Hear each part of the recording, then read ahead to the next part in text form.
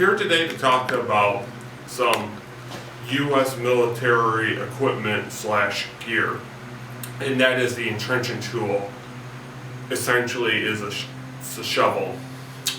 The first issue was in 1910 for the 1910 web equipment that was used in the First World War, and then it has essentially evolved from the First World War into the Second World War and then into Vietnam. So we're going to talk about the model 1910 T-handle shovel, which is this right here. This typically would go on the back of the haversack in between the main compartment and the mess kit storage unit where the mess kit is sold away. This is just a canvas cover protecting the spade, and then it just has a clip here to go into the web gear. This is sealed here, with supported by 2 rivets, and then the handle with 2 rivets. This is the handle is wood, so these were issued to every soldier or Marine during the First World War, and primary issued during the Second World War, and during the early part until its replacement, but so it was heavily used in Second World War and into Korea. So the paratrooper version of this, which you see sometimes, and the easiest way to tell the difference is these 2 brackets come closer together, but this is the regular infantry one. So, and these are also too, just besides digging into the earth, you can also have, there's many other improvisational functions, such as you can use it as a hammer, you can use it also too for self-defense in a hand-to-hand combat scenario. So it's just not intended for a shovel. The second one that we're going to talk about is the one that replaced it, and this is the model 1943. And what made this one so different from the T-handle shovel is the fact that the spade can be now placed in different positions by a lock-in nut. So you can go with the 90-degree and then the straight angle. So, and the idea was to be able to collapse the spade down. So you could use the spade to shove earth away or use it to shovel. So to lock this in, there's a washer and then a nut that locks it into place. So this here is all steel, and then it's also sealed here until about halfway down the shaft, and then the rest of it is just wood. This was heavily issued in 1944, 1945, and then into Korea.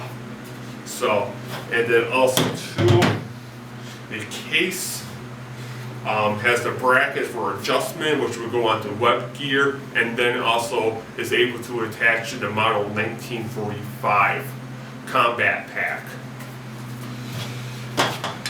Now, the next one we're going to talk about is the model 1951 entrenching tool, and this is where it came full circle with the best of innovation from the First World War, the Second World War.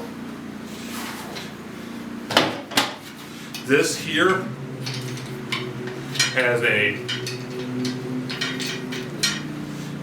pick on it, as well as the shovel. It can go into the 90-degree position or the straight position, as well as the pick. So this is a much heavier handle with the shaft coming down about 1/3 of the way down. So these were issued in Korea and Vietnam, and this is basically the best of these 2 put together. And the zenith of the American entrenching tool. So, and also with the cover here, is equipped to carry an M1 carbine, M14, M16 bayonet. This is an M14 bayonet, and the idea is to have it lock into place on the carrying handle, have the strap go across the sheath of the bayonet to secure it, and this would be attached to the web equipment of the model 1956 web equipment. It was heavily used in Vietnam. Now, unfortunately, my feeling is this is a set backwards.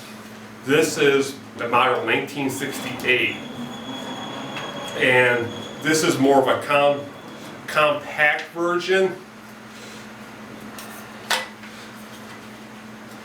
And you have the nut that locks it into place, the spade, and then this handle collapses to make it even more compact. So, and these are so issued today.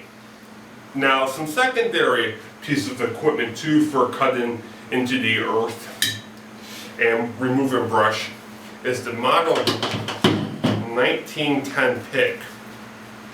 These were issued during the First World War and then into the Second World War and served in Korea. It's a very simple idea. You have the seal pick, and then you have a wooden handle. You take the handle, you drop it in, and basically you're using just gravity to lock it into place.